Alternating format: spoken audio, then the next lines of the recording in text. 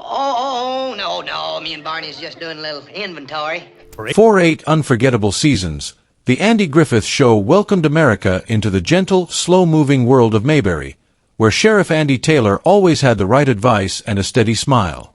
To millions, Andy Griffith wasn't just a television star, he was the father figure they wished they had.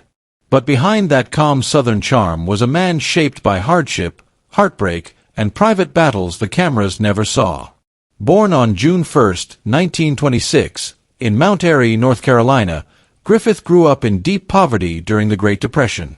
His father scraped by as a carpenter and house painter, and for a time the family lived without even basic comforts like an indoor bathroom.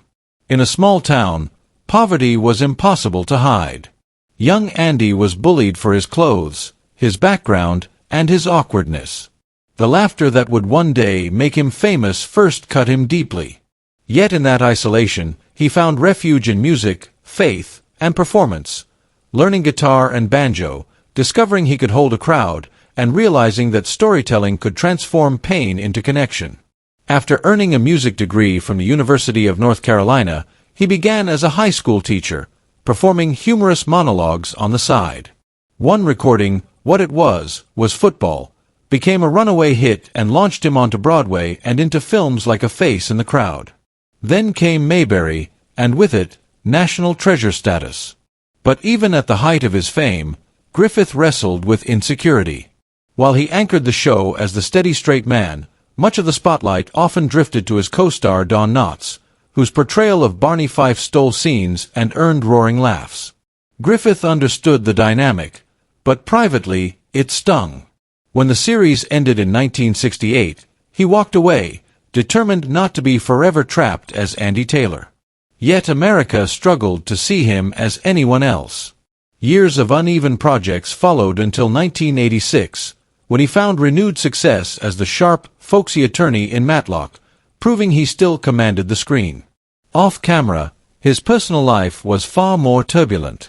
His first marriage to Barbara Bray Edwards, who had supported him long before fame arrived, ended after 23 years as career pressures and emotional distance took their toll.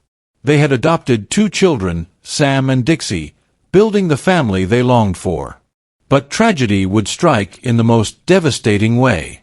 Sam battled addiction for years, and in 1996 he died at just 38 years old. For Griffith, who had played America's ideal father, losing his son was a wound no performance could disguise. Friends said the loss changed him, made him quieter, more guarded, carrying a grief that never truly lifted. In his later years, Griffith retreated to his beloved North Carolina coast with his third wife, Cindy Knight, who became his steadfast partner through health struggles that included heart disease, diabetes, and quadruple bypass surgery. The once energetic star grew frail, walking with assistance, living far from the spotlight that had defined him. On July 3, 2012, he passed away at 86 from a heart attack, buried quietly on his property just hours later, exactly as he wished. No spectacle, no grand farewell. The nation mourned the sheriff of Mayberry and the clever lawyer from Atlanta. But the real Andy Griffith was more complex than either role. A boy who rose from poverty, a performer who carried hidden anger and doubt, a husband who searched for lasting love, and a father who endured unimaginable loss. His life reminds us that even the warmest faces on our screens can be carrying stories far heavier than we ever see.